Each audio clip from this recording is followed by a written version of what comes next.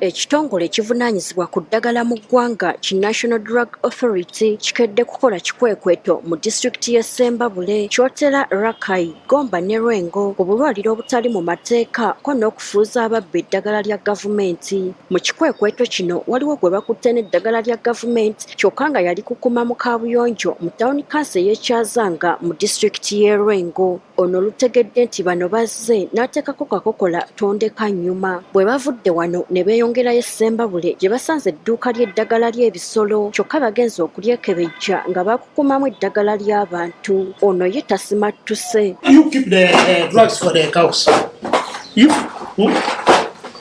Ekikwekweto kyeyongeddeyo mu bitundu ebirala era obwedda akalwaliro ke basanga nga kabadde kakola mu bukyamu eddagala liboyeddwa. Waliwo ne lisangiddwa nga likwekeddwa mu dduuka ly'engoye. Bakwatiddwa kubaddeko Jackie Nakuya ng'ono musawo mutendeke ku ddwaliro lya Kinawagala Health Center 4 e Lwengo, John Odoi nga naye mukozi wa gavumenti mu ddwaliro lya Kigamba Health Center 3, Ambrose Kabanda n'abalala. Bano bagguddwako lwa kubeera n'eddagala lya gavumenti mu bumenyi bw'amateeka. Abias Lwamwiri nga yayogerera ekitongole ki NDA atubuulidde nga bwe bagadde obulwaliro obusukka mu 8.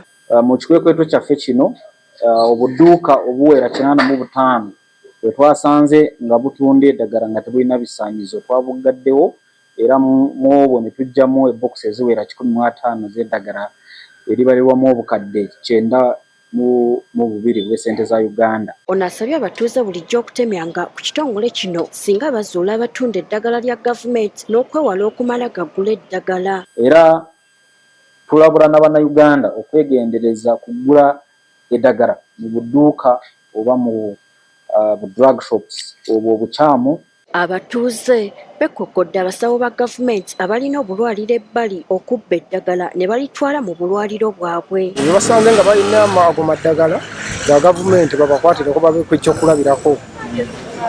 Kubanga tugenda mu malwaliro ga gavumenti tusanga nga maddagala tegaliimu. Kano inaatira mukono najugura eddagala empiso ina najugura uruchumu nachugura. Bano era basabye gavumenti eyongere amaanyi mu kulwanyisa enguzi, abasawo abatalina bisaanyizo bawerebwe. Gavumenti ejuddemu enguzi kubanga wagira wano n'akola akalwaliro ngaako ate nga gavumenti mumanyi ffe buzibeera tukusanga bungi so akuleeta omwana we n'amukuba empiso omwana n'afuna obuvune kusinziira ku musawo akola byatakoze eki byatamanyi.